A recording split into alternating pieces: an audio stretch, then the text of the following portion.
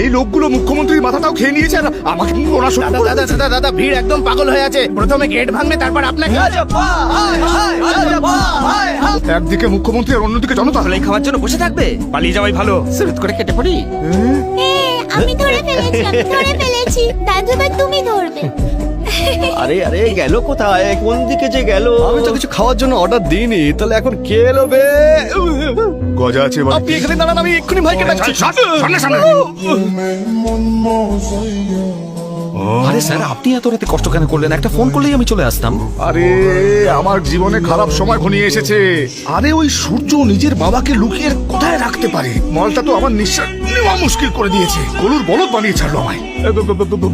Father sir, I mean father in law. আরে বাবা না বউয়ের বাবা কিছু আমার বউয়ের ফাদার মানে আমার ফাদার ইন লই তো হয় স্যার, তাই না? নিজের নাতনির সঙ্গে লুকোচুরি খেলছে স্যার। ও কি ভাগ্যবান উনি। এখানে আমি গামছা দিয়ে নিজের মুখ লুকিয়ে পালিয়ে বেড়াচ্ছি।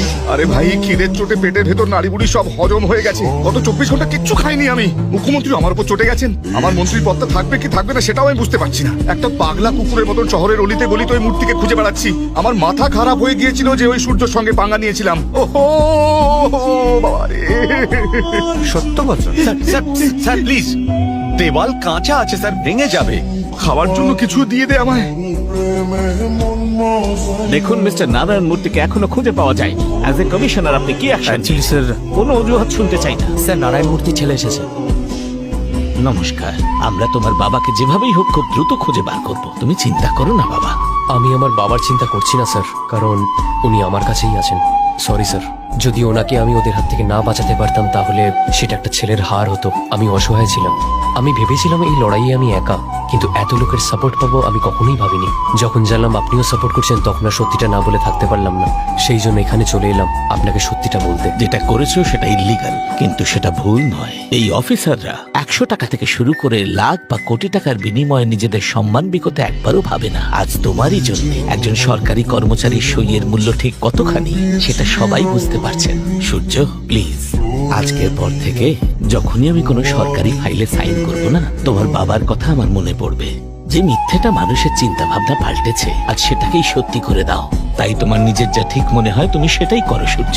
আমি সব সময় তোমার পাশে আছি। কি ভাবছিস তুই? এবার ওই মিনিস্টারকে শিক্ষা দেওয়ার সময় এসে গেছে। বাবাকে নিয়ে যাওয়ার সময় ওকে হাতে নাতে ধরানোটা খুবই দরকার। গজাকে ফোন করি। দে ফোন। হ্যালো গজা। হ্যালো গজা, নিজের বন্ধুর কথা মনে পড়ছিল। গজার ব্যান্ড বাজতে চলে। বাবাকে মিনিস্টার পেয়ে গেছে। মিডিয়াকে সত্যি না বললে বাবাকে মেরে দেবে। প্রেসের লোকে ফোন কর। তাহলে সব প্ল্যান ভেস্তে যাবে। বাবার থেকে জরুরি আর কিছু নেই। ব্রেকিং নিউজ, কিছুক্ষণের মধ্যেই অফিসার নারায়ণ মূর্তি ছেলে মিডিয়ার সঙ্গে কথা বলবেন। উনি খুব ইম্পর্টেন্ট তথ্য দিতে চলেছেন। মিডিয়া নারায়ণ মূর্তির কিডন্যাপিংটা লাইভ রিপোর্টিং করছে। তোকে আমার পুরোনো দিনের কিছু কথা শোনাই। সকালে চোখ খুলতে আমার সামনে পেছনে 10 জন লোক আমার সেবা করার জন্য তৈরি হয়ে থাকতো।